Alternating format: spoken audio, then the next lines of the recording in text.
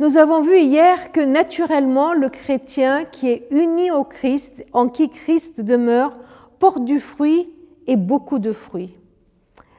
Je vous invite à lire maintenant un texte dans Galates 5 pour aller un peu plus loin dans notre réflexion.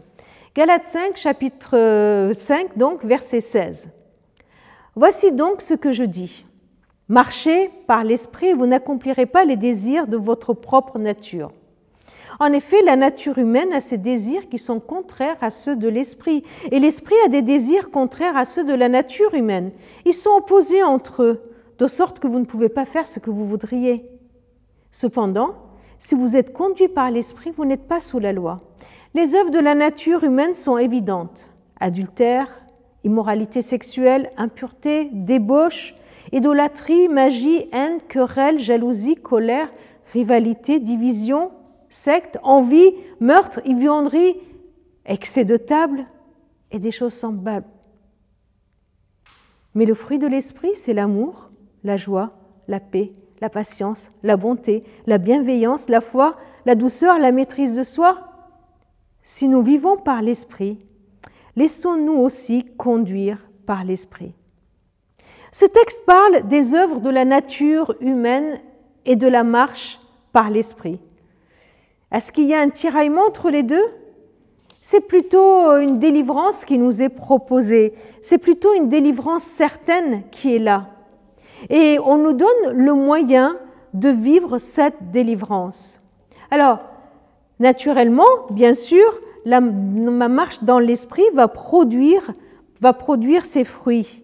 Mais la marche par l'esprit n'est pas quelque chose de passif. C'est pas je reste tranquillement assis dans mon fauteuil et j'attends que Dieu fasse quelque chose dans ma vie. Allez Seigneur, produis dans ma vie de la joie, de la paix, etc. Et moi, je te laisse faire. Dans ce texte, on voit deux étapes. La première, et c'est pour ça qu'il y a cette longue liste des œuvres de la chair, c'est prendre position. Notre marche doit être décisive, engageante. Ne pas tolérer certaines choses dans ma vie. Ne pas tolérer l'envie, l'hypocrisie, ne pas tolérer tout ce qu'on vient de lire, ne pas tolérer les colères, les haines, les divisions, les rivalités, ne pas les tolérer, prendre position et dire stop. Dès que j'y a une rivalité qui vient, dès qu'une haine qui vient, dès qu'une colère vient dans ma vie, et ce texte dit que c'est normal, c'est humain, c'est naturel que ça vienne. Mais c'est à moi de me positionner, de dire non. Ni les couvrir comme si de rien n'était fait, ni les justifier, c'est pas de ma faute, c'est lui qui m'a énervé. Mais d'y aller d'une façon toute simple que Dieu nous donne. Comment? C'est la confession. Venir devant Dieu et lui dire, Seigneur, je te demande pardon.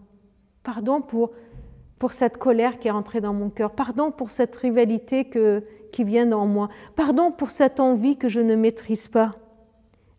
Venir couper toutes ces mauvaises herbes qui peuvent pousser dans ma vie pour prendre cette image-là dès qu'elles viennent.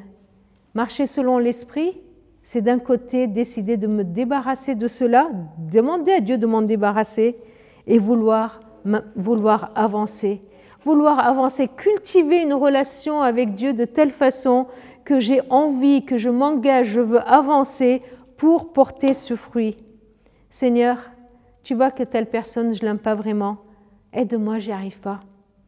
Tu vois que dans telle situation, je suis en colère. Viens, apaise-moi, apporte la paix dans mon cœur. Tu vois que je suis inquiète. Alors aide-moi à te faire confiance, à avoir la foi. Je suis troublée. Je veux proclamer que tout est entre tes mains. Je suis impatiente. Donne-moi de patienter, d'avoir confiance en toi. Je suis irritée. Veille sur mon cœur, veille sur mes paroles, qu'elles soient remplies, qu'elles soient porteuses de douceur. À chaque fois, j'ai besoin de prendre une position, de marcher d'une façon engageante et de laisser le Saint-Esprit venir remplir ma vie, diriger mes pas. Bonne marche à vous.